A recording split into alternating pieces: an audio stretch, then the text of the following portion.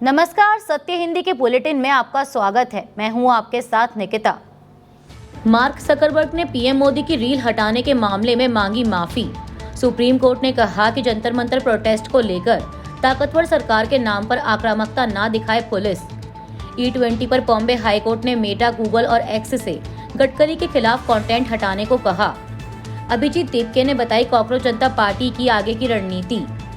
चांद से टकराया स्पेसएक्स रॉकेट का मलबा, आधिकारिक पुष्टि का इंतजार कर रहे वैज्ञानिक। मेटा प्रमुख मार्क जकरबर्ग ने फेसबुक से प्रधानमंत्री नरेंद्र मोदी का वीडियो हटाने और अपने सोशल मीडिया प्लेटफॉर्म पर बच्चों के यौन शोषण से जुड़ी सामग्री और डीप फेक कंटेंट की मौजूदगी को लेकर भारत से माफी मांगी है। सुप्रीम कोर्ट ने जंतर मंतर छात्र आंदोलन पर सुनवाई के दौरान पुलिस और प्रशासन को बड़ी नसीहत दी है।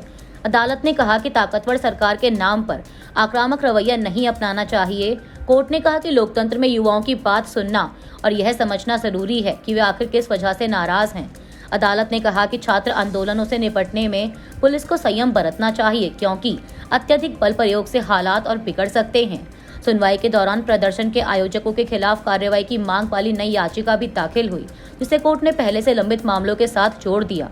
सुप्रीम कोर्ट ने कहा कि अगर कुछ प्रदर्शनकारी हिंसा में शामिल भी हों, तब भी पहला प्रयास हालात को शांत करना और संवाद करना होना चाहिए। कोर्ट ने सभी संबंधित याचिकाओं पर अगली सुनवाई 18 अगस्त को तय की है। बॉम्बे हाई कोर्ट ने केंद्रीय मंत्री नितिन गडकरी और E20 नीति को लेकर सोशल मीडिया पर प्रसारित आपत्तिजनक, अपमानजनक और AI generated deep fake content पर कड़ा रुख अपनाया है। अदालत ने मेटा, एक्स और गूगल को ऐसे सभी पोस्ट तुरंत हटाने का निर्देश दिया। कोर्ट ने कहा कि पहली नज़र में यह सामग्री अभद्र, अपमानजनक और नफरत फैलाने वाली है। अदालत ने सोशल मीडिया कंपनियों से पूछा कि ऐसी सामग्री की पहचान कर उसे स्वतः हटाने के लिए प्रभावी तकनीक क्यों नहीं है।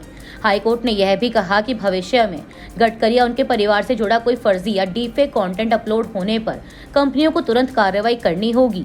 यह आदेश गडकरी की उस याचिका पर आया जिसमें AI और डीपफेक के जरिए उनके नाम, चेहरे और आवाज का गलत इस्तेमाल कर E20 नीति से निजी लाभ लेने जैसे झूठे दावे फैलाने का आरोप लगाया गया था। मामले की अगली सुनवाई 4 हफ्ते बाद होगी। कॉकरोच जनता पार्टी के संस्थापक अभिजीत दीपके ने बुधवार को कहा कि उनकी पार्टी फिलहाल एक प्रेशर ग्रुप के रूप में काम करेगी, क्योंकि मौजूदा समय में देश को इसकी जरूरत है। महाराष्ट्र के छत्रपति संभाजीनगर में CJP की कोर टीम की बैठक से पहले पत्रकारों से बात करते हुए दीपके ने कहा कि बैठक में मीडिया और न्यायपालिका जैसी संस्थाओं पर लोगों का घटता भरोसा प्रमुख मुद्दा रहेगा। उन्होंने बताया कि बैठक में एथेनॉल मिश्रित ईंधन और बढ़ती बेरोजगारी जैसे मुद्दों पर भी चर्चा की जाएगी। वहीं CJP के मुख्य प्रवक्ता सौरभ दास ने कहा कि सामाजिक कार्यकर्ता सोनम वांगचुक पार्टी के मार्गदर्शक बने रहेंगे और पार्टी आगे भी उनसे सलाह लेती रहेगी। अमेरिका के राष्ट्रपति डोनाल्ड ट्रंप ने होर्मुज स्ट्रेट को लेकर ईरान को एक बार फिर कड़ी चेतावनी दी है। फॉक्स न्यूज से बातचीत में ट्रंप ने कहा कि होर्मुज स्ट्रेट बहुत जल्द खोला जाना चाहिए, वरना ईरान को बहुत जोरदार हमले का सामना करना पड़ सकता है। ट्रंप का यह बयान ऐसे समय आया है जब अमेरिका और ईरान के बीच संभावित समझौते की उम्मीद बढ़ने से वैश्विक तेल कीमतें 3 हफ्ते के निचले स्तर पर पहुंच गई हैं। इसी बीच अमेरिकी सेंट्रल कमांड ने कहा है कि होर्मुज स्ट्रेट का दक्षिणी समुद्री मार्ग अंतर्राष्ट्रीय जलमार्ग से गुजरने वाले सभी व्यावसायिक जहाजों के लिए खुला है। इससे पहले अमेरिकी विदेश मंत्री मार्को रूबियो और वित्त मंत्री स्कॉट बेसेंट ने भी ईरान के साथ बातचीत में प्रगति का दावा किया था और उम्मीद जताई थी कि इसी हफ्ते से तेल और अन्य सामान की समुद्री ढुलाई सामान्य हो सकती है। स्पेसएक्स के फाल्कन 9 रॉकेट का एक बेकार ऊपरी हिस्सा चांद से टकरा गया है। हालांकि वैज्ञानिक अभी इस टक्कर की आधिकारिक पुष्टि का इंतजार कर रहे हैं। चांद से फाल्कन 9 रॉकेट के अपर स्टेज की संभावित टक्कर के बाद अब वैज्ञानिक इसके सबूत जुटाने में लगे हैं। फिलहाल इस टक्कर की कोई प्रत्यक्ष तस्वीर सामने नहीं आई है, क्योंकि उस समय चांद की परिक्रमा कर रहे किसी भी अंतरिक्ष यान की स्थिति ऐसी नहीं थी कि वह घटना को रिकॉर्ड कर सके। वैज्ञानिक अब चांद की सतह की पहले और बाद की तस्वीरों की तुलना कर नए गड्ढे या निशान तलाशेंगे, जिसमें कुछ समय लग सकता है। नासा ने स्पष्ट किया है कि इस घटना से पृथ्वी को कोई खतरा नहीं है। वहीं चिली की परानाल ऑब्जर्वेटरी के टेलीस्कोप ऑपरेटर रोड्रिगो पालोमिनोस ने बताया कि अनुमानित समय पर प्रकाश उत्सर्जन में बदलाव के संकेत मिले हैं, जो टक्कर के बाद निकले पदार्थ की ओर इशारा कर सकते हैं। हालांकि इसकी अंतिम पुष्टि विस्तृत वैज्ञानिक विश्लेषण के बाद ही होगी। अनुच्छेद 370 हटाए जाने को 7 साल पूरे हो चुके हैं। इसी के खिलाफ श्रीनगर में PDP के महिला विंग ने विरोध प्रदर्शन किया। इस दौरान पार्टी नेता इल्तिजा मुफ्ती ने केंद्र सरकार और पुलिस प्रशासन पर गंभीर आरोप लगाए। इल्तिजा मुफ्ती ने कहा कि उनकी पार्टी कोई कानून नहीं तोड़ना चाहती और सिर्फ शांतिपूर्ण तरीके से विरोध प्रदर्शन करना चाहती है। उन्होंने आरोप लगाया कि मंगलवार को पुलिस ने प्रदर्शन के दौरान उनके साथ धक्का मुक्की की, बदसलूकी की और उनके मोबाइल फोन भी छीन लिए गए। इल्तिजा मुफ्ती ने कहा कि प्रधानमंत्री मोदी और गृह मंत्री अमित शाह को याद रखना चाहिए कि पीडीपी उन अधिकारों की लड़ाई जारी रखेगी जो 5 अगस्त 2019 को उनसे छीन लिए गए। उन्होंने कहा कि उनकी पार्टी जम्मू कश्मीर के लोगों के अधिकार, कानून और पहचान की बहाली की मांग करती रहेगी। पीडीपी नेता ने आरोप लगाया कि उन्हें शांतिपूर्ण प्रदर्शन करने की भी अनुमति नहीं दी जा रही। उन्होंने कहा कि जम्मू कश्मीर को एक खुली जेल में बदल दिया गया है, जहां लोगों को अपनी बात रखने की आज़ादी भी नहीं मिल रही।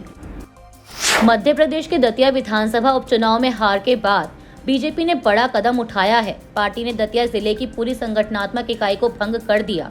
इसमें जिला अध्यक्ष, पदाधिकारी, कार्य समिति, मंडल, मोर्चा और प्रकोष्ठों के सभी पदाधिकारी शामिल हैं। बीजेपी ने यह कार्रवाई चुनाव हार की समीक्षा रिपोर्ट के बाद की। समीक्षा समिति ने संगठन की भूमिका की जांच के बाद बदलाव की सिफारिश की थी। दतिया उपचुनाव में कांग्रेस उम्मीदवार कुंवर घनश्याम सिंह ने बीजेपी के आशुतोष तिवारी को 6016 वोटों से हराया था। हार के बाद बीजेपी उम्मीदवार ने भी भीतरघात की आशंका जताई थी। पार्टी ने इसे गंभीरता से लेते हुए जांच समिति बनाई थी। अब रिपोर्ट के आधार पर संगठन को भंग किया गया है। बीजेपी जल्द नई टीम का गठन कर सकती है।